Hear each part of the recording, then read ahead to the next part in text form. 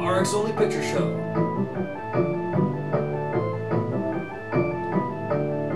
You can find the link if you go to my YouTube. Just search SB Alger on YouTube. RX Only Picture Show.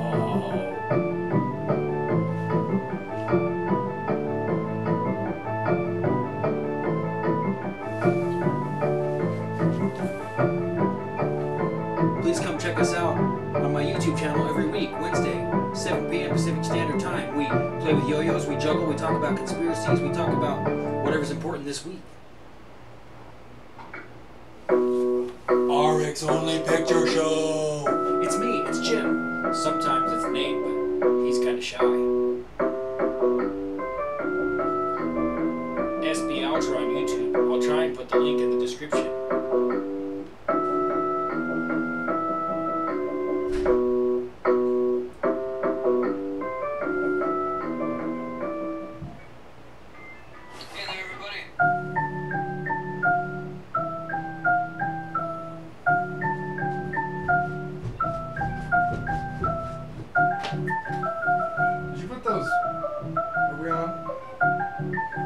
Mike's live. Mike's live? And it doesn't matter.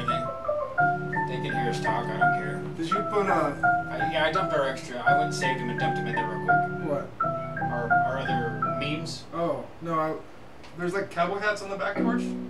Oh no, that's Nathan left us stuff because he's running around doing stuff. So he's coming back? I don't know if he's gonna make it back or not. Oh, cool.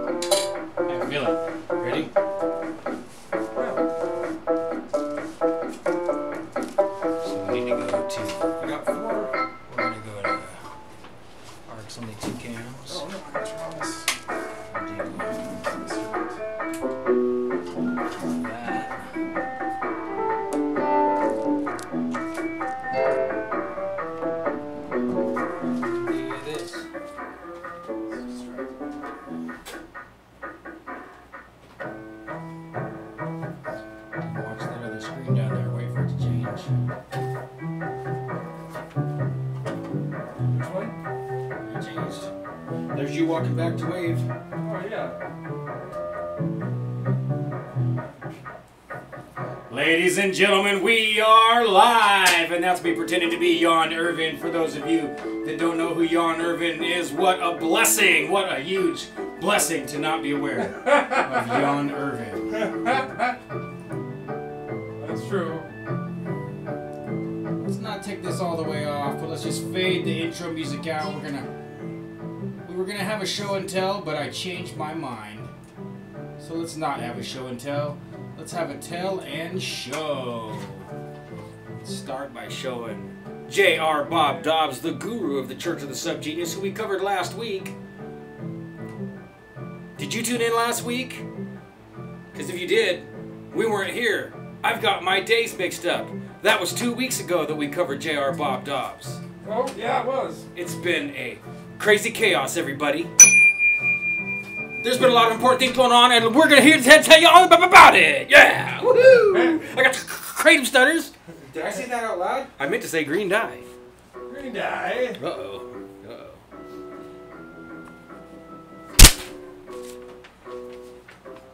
We're tearing up the script.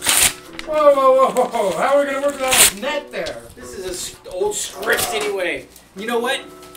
Later, we can tape this back together.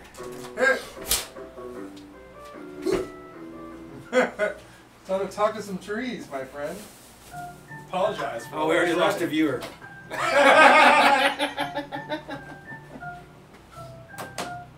think we lost two. Well. Well, the hell are those people if they don't want to watch our show? I'm sure they'll be back. You know, maybe they are people full of hate speech, xenophobia, and extremism. That's probably their problem. Extremists. Just only kind of extreme. Extremists don't tune in to our Only Picture Show because they already know their goose is cooked. They can't be this extreme. I mean, you can hate Arabs or be paranoid of Jews, but can you play with a yo-yo? I didn't think so.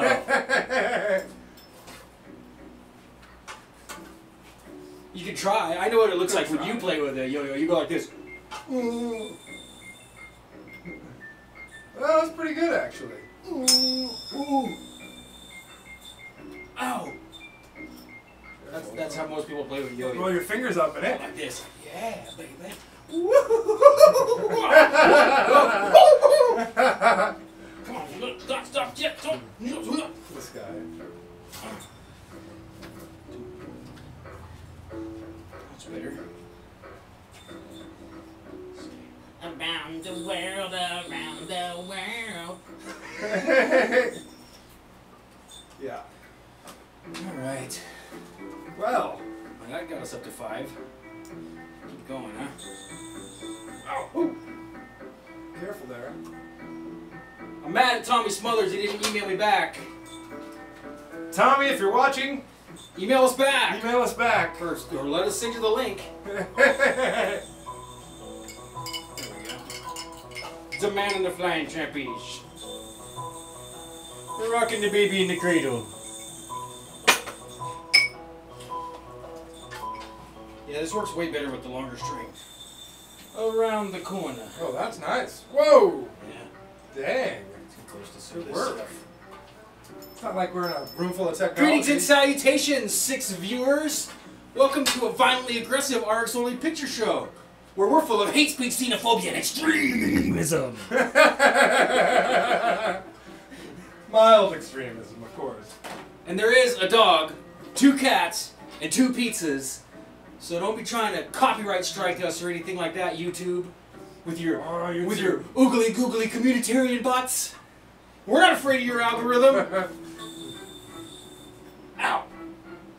I'd be afraid of that yo-yo, though. Yeah, you should be afraid of your yo-yo. It's kind of like having an extra penis. Now that might get us a strike. Now we're getting somewhere. Is that hate speech? Or some kind of I don't xenophobia? know, it might be hate speech if you're trans. I guess so. If you don't have yours yet, it might be jealousy speech. Is trans the right way? Like, you can't say tranny, that's considered rude, definitely. That would be hate speech. That's like a... Hey, out of the road, road, tranny! That's offensive, you know. That's okay. Yeah. Oh, it's Lord Byron. The InfoWars SB is back. Ah! I'm a Zionist against the Jews! Jews! You know what's worse than Jews? Arabs!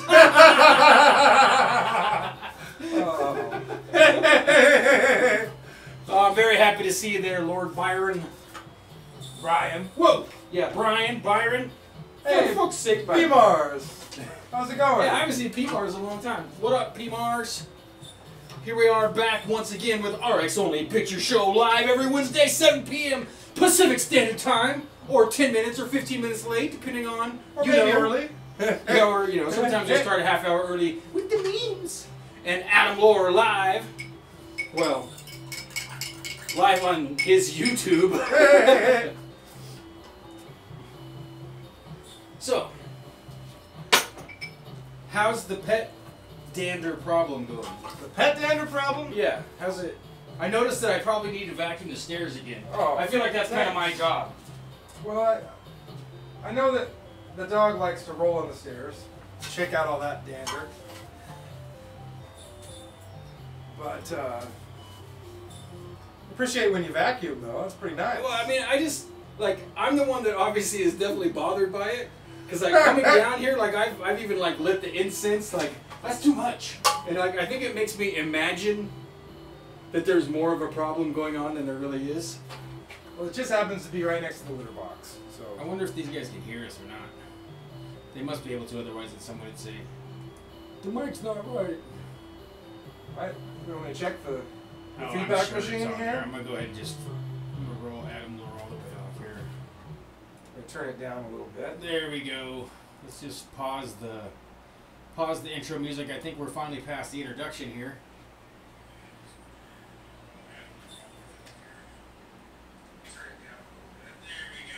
You can kind of hear it. I don't know who that is, Lord Byron. Do I hate Chris Gay Cunt? I don't know. Sounds like you should. I don't know who that is. Chris Raygun. Oops. That is a classic Australian mistake. I can almost see the pint of Guinness in his hand and the foam on his lip. Oh, do you hate Chris Gay Cunt? I mean Reagan. Something like that. Well, that was going to get more British than Australian. I don't think I know who he is. Irish. I don't know who Chris Reagan is. I try not to hate anybody. It doesn't always work. I end up hating some people anyway. I like some people kind of need a little hate directed their way. And passive aggressive hate is the best kind.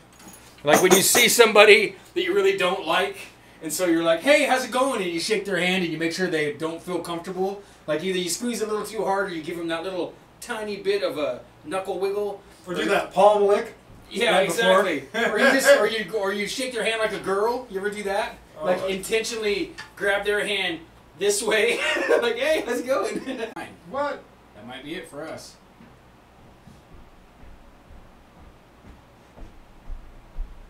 Are we back? I don't know. We're gonna try again. Oh no. And we're not. Well, he said back, but I pushed stop and restarted, so we'll see here.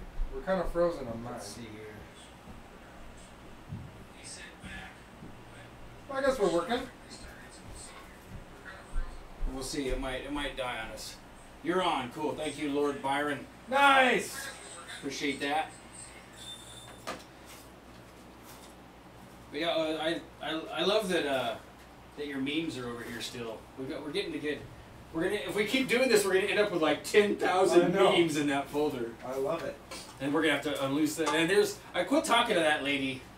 That I kind of quit. I decided I'm not gonna do any interviews or any web stuff other than this because it seems like everybody that's doing it for any period of time is miserable. Yeah. They're all miserable. They're disagreeing with one another. Some of them are even making like a lot of money, and they're still unhappy. And they're arguing, and they're like screen capturing their private messages and waiting till the right moment, like when you have to pick a lock, and then being like, "Oh yeah, kadoosh!" and throwing your private message up on the web, and then everyone goes feasts on it like a piranha, and it seems stupid.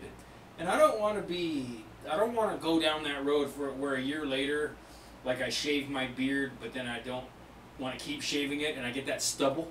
I don't want to do that. Is this a Ralph Records fire sale? Ralph Records fire sale? Ralph Records. Yeah, absolutely. Ralph Records free this week, actually. What's Ralph Records? Hi, Jack V. I don't remember you. Maybe he was here when we were on that PCP stream. I don't remember anything from the PCP stream. we went outside and smoked all that angel dust. We came back. We were throwing picnic tables around. Yeah, everyone said it was a good show. We still have all our instruments, so I don't care. Who cares if N8's amp gets ruined? So what?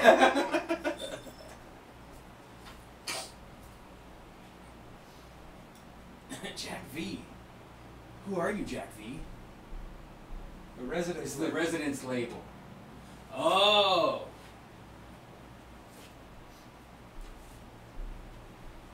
The Residence. I remember those guys. They got some good songs. There was an Angel Dust stream. Maybe you repeat. Oh, I missed it. Oh, okay. Sync. Yeah. What's up? I know Jack Sink. Jack Sink is an unbelievable flat Earth expert, and as far if I remember correctly, he's fluent in parlez-vous français en marseille? Monsieur, monsieur, monsieur, ça veut dire, Eiffel Tower, and all that kind of stuff, you know. Oh, that was pretty flawless French, right? Thank you. I learned that from Sid, what's his name? Sid Caesar. I've been studying Jews all week, trying to get better, because I realized like it's really hard to write a variety show, especially when you don't write it. You know, when you improvise the whole thing, it makes it even harder to write it. But so I thought, well, geez, if we're gonna do this, so I emailed Tommy Smothers, one of my old heroes. That's the reason I play with the yo-yo, and of course he didn't reply. And so I've been watching Smothers Brothers. But Smothers Brothers are probably the only Gentiles that were ever successful temporarily on TV. And so I realized, like, oh, how stupid. What I need to do is get in touch with Mel Brooks. So, and I know I didn't tag him in the tweet that I made, but boy, you know, that's kind of a pipe dream to think you're actually going to get a hold of Mel Brooks. And so instead I went and watched, like, this telethon where Billy Crystal is introducing, like, 5 of the greatest Jewish comedian writers of all time, and they're all sitting around laughing about how they used to write all the best shows on TV and how funny it was. And yeah, man, it's going to be tough because, I mean, it's bad enough to not be Jewish and try to be successful with a variety show, but there's evidence out there of us being critical of Jews. Like, hey, we think you guys did 9/11, and hey, look at what you're doing in these banks and stuff. Like, shit! Like, how we're gonna have to go delete everything I've ever done on the internet if I want to be good at this variety show thing.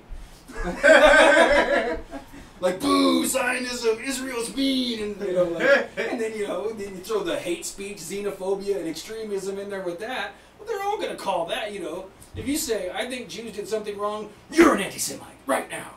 Immediately. No more bagel bites for you. Yeah, exactly. The Bagels and Locks guys just like spit on that. Give it to him. Give it to him for free. But spit all over Spit on it. Ain't no joy in being goy.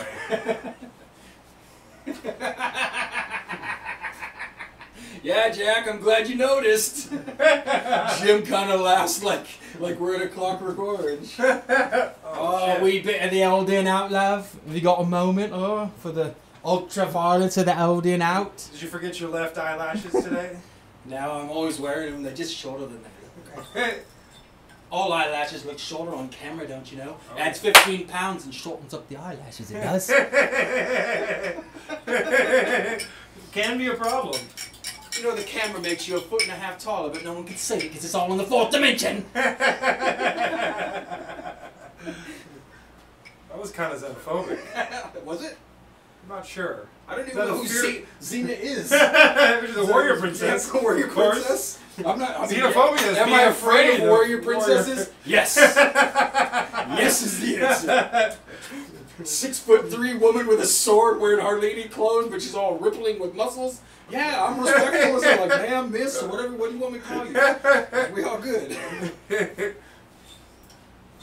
No, the reason I put hate speech, xenophobia, and extremism in the title is because Google sends you an email like, here's your numbers for the week. And of course, our numbers from last week just went gadoosh right into the baseball stadium urinal.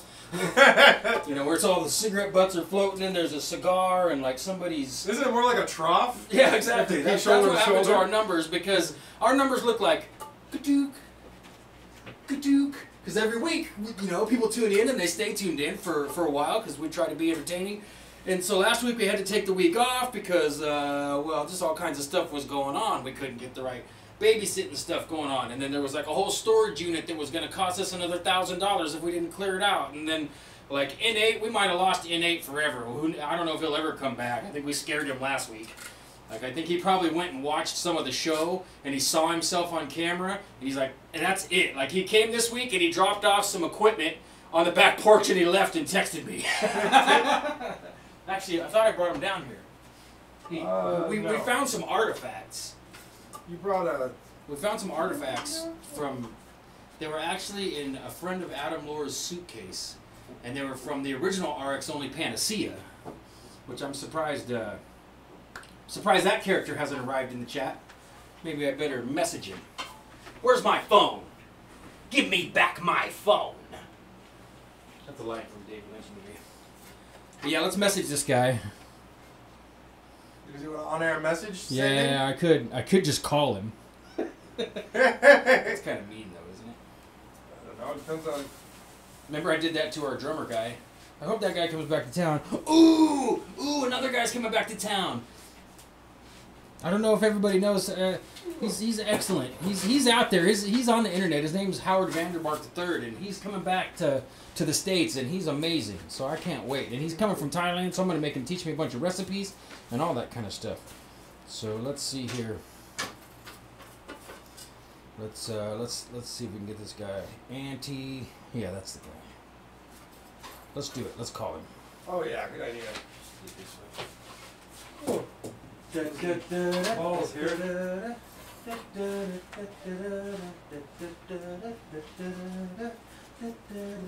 Ladies and gentlemen, J-E-M with the J-U-G-G-L-I-N-G. J-U-G-G-L-I-N-G. Come on, man. Pick up the phone. Oof.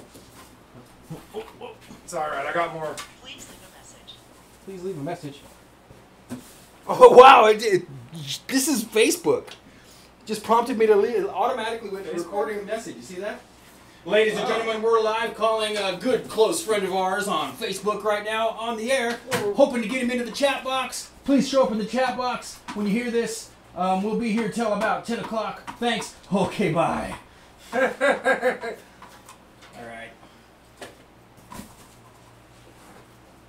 Hope he comes around. Yeah. But yeah, so anyway, our numbers went tanking into the toilet, and YouTube sends you an email like, hey, here's an update on your channel this week. And along with that, they're like, we've got 74 different creators that are all going to get together to spread the good news and joy of how to be accepting and loving and kind to one another, and we're going to fight against hate speech, xenophobia, and extremism. So I figured, well, we better throw that in the title. That means that stuff should be trending, right? So there's a good question from Lord Byron Bolas. What do I think of David Icke? I think David Icke is a shill. That's what I think. Yeah. Yeah. I think David Icke, like so many other people, including, what's the woman from the Adventist Church? Ooh, that was scary. That woman from the Adventist Church, her name's Ellen G. White. She got bunked on the head, and then she became a prophet. Yeah. And I was trying to think of anyone else. Now, that happened to David Icke, too. He got bonked on the head, and then he realized that... I thought that he was in the bathtub and he had some sort of message from spirit or something. I thought he got bonked on the head though. Did he like fall off his toilet like Doc from? That's funny. Even characters in movies have this problem. Bonked on the head. They get bonked on the head, Yeah. and the next thing you know, you Time travel. You got half of the Star of David. It's a flux capacitor. But yeah, I think David Icke. I think what happened was really he started to. He already had a position. He was a newscaster. David Icke was. He was a soccer player. That's right. Yeah, he was a soccer player who retired and became. Arthritis. He became a TV personality like so many sports and entertainment figures do. He went on TV and said that he was Jesus. That's right. So there you go. That goes with it too. Another Christ complex. Yeah. So he's like, I'm pretty sure he got bonked in the head. And I kind of feel like the things that he says. I'm sure he did, Lord Byron. I'm sure he did. Triple drop acid. David Icke on acid. All pass. I think he does that thing that shills do. You know, like talk about a lot of stuff that's true, and then some stuff that's way outlandish. Yes. So that everybody's like, oh, the Queen's a reptilian? Yes. Oh, there's no Satanists. We call it negative association. And we've talked about it before. David Icke is a master of negative association because he gets so close to what you find as being very easily verifiable and good information about things that are happening with the elites and powers that be and the oligarchs. Jimmy Savile. Yeah, all this stuff way above our heads. And then he says, oh, and they're all shape-shifting reptilians from another dimension. And now, of course, now Alex Jones is out there saying the same thing. But, okay, so in your brain, you do have something like a reptilian brain. And then outside your reptilian brain, you do have something kind of like a monkey brain. And then you're stuck with that third part where you're human. And you have like what they call free will or decision-making process that's not like a monkey or a reptile. Now, don't get me wrong, I don't believe in evolution either, but these are still good allegory or still good vague scientific reference for what we can demonstrate is reasonable science in the brain. The unproven theory of evolution. Yeah, the absolutely balderdash theory of evolution. I mean, if you want to get suspicious about evolution, what you need to do is look up Darwin's bulldog, find out what his name is, and then look up this guy who wrote the book, The Doors of Perception, find out who both of them are, and then go one step farther backwards and find out who their dad and their grandpas are. And then you'll be getting somewhere. I'll give you a clue. Their last names are all Huxley. So, and if you go far enough back, the first Huxley guy, he's the one that invented... Huxley, wasn't he that guy that was a black doctor and he had a TV show? And then he got in trouble for rape? Oh, that was Huxley. No, Huxtable. Huxleyable? Yeah, Aldous Huxley's father was Darwin's bulldog. I don't remember his first name, but he was Huxley. He was his bulldog? Okay, so the guy Darwin's bulldog, what he did was... is this a human or a They dog? called him Darwin's bulldog because he was the one that advocated the hardest for Darwin in his work towards proving the theory or expounding He advocated on it. as a bulldog. Yes, he was... A bulldog. And anyone that wanted to disagree with Darwin, Huxley was all over him. You know, he was the one that... I think he was more well-spoken. He was... yeah, he was Aldous... Or he was Darwin's Alex Jones. The charismatic bulldog. I'm telling you, we came from monkeys. Monkeys. Something like that.